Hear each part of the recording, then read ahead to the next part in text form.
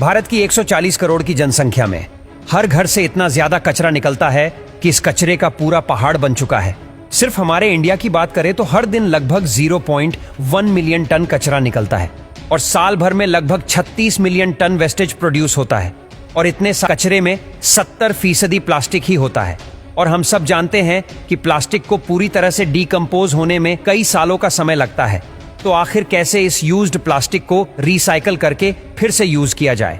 Recycling की इस process में सबसे पार्ट होता है कचरे में से अलग अलग तरह के प्लास्टिक को अलग करना, क्योंकि हर तरह का प्लास्टिक अलग अलग केमिकल कंपाउंड से मिलकर बनता है।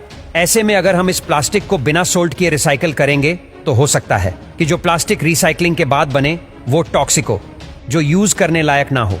सबसे पहले कचरे को असॉर्ट किया जाता है। इसके लिए सबसे पहले एक लोडर कचरे को एक होपर में डालता है, जहां से कचरा 2 किलोमीटर लंबी कन्वेयर बेल्ट से होकर गुजरता है। सॉर्टिंग की फर्स्ट स्टेज में कचरे को एक घूमने वाले ड्रम में भेजा जाता है। इस ड्रम में छोटे छोटे छेद होते हैं जिससे कचरे के छोटे छोटे टुकड़े अलग हो जाते हैं। अब अगली प्रोसेस में एक एयर सेपरेटर मशीन हवा के प्रेशर से हल्के कचरे को अलग कर देती है, जैसे पॉलीथीन, चिप्स के पैकेट आदि। उसके बाद आगे की स्टेज में एक इंफ्रारेड स्कैनर कचरे को स्कैन करके प्लास्टिक के टाइप का पता लगाती है और फिर एयर प्रेशर की हेल्प से पीपी टाइप के प्लास्टिक को अलग किया जाता है। इसी तरह से अलग अलग टाइप के प्लास्टिक को सोल्ट किया जाता है। उसके बाद वर्कर्स हाथों से प्लास्टिक को सोल्ट करते हैं, क्योंकि कुछ प्लास्टिक मशीन में सोल्ट नहीं होते हैं।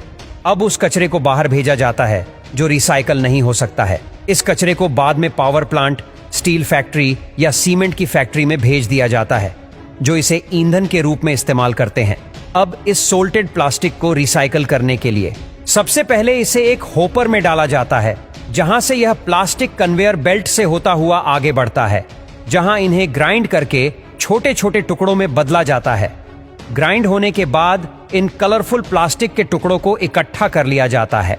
अब बारी आती है इन रंग बिरंगे प्लास्टिक के टुकड़ों को इनके कलर के हिसाब से अलग करने की। एक कलर सॉर्टेड मशीन में इन प्लास्टिक के टुकड़ों को भेजा जाता है, जहां उसमें लगे सेंसर प्लास्टिक के कलर को पहचान कर इन्हें सोल्ट करते हैं। इस प्रोसेस को 2 बार और दोहराया जाता है, जिसके रिजल्ट में 99% प्लास्टिक अपने कलर के हिसाब से अलग हो जाता है। उसके बाद एक एक्सट्रूडर मशीन में प्लास्टिक को 220 डिग्री सेल्सियस के टेम्परेचर पर मेल्ट किया जाता है और मेल्ट होने के बाद इस प्लास्टिक को प्यूरिफाई किया जाता है और बाद में प्लास्टिक के छोटे छोटे दाने तैयार किए जाते हैं। उसके बाद इस रॉ प्लास्टिक को यूज करके अलग अलग तरह के प्रोडक्ट बनाए जाते हैं। तो दोस्तों, कचरे को यही सब प्रोसेस से होकर गुजरना पड़ता है, तब जाकर वह रिसाइकल होता है।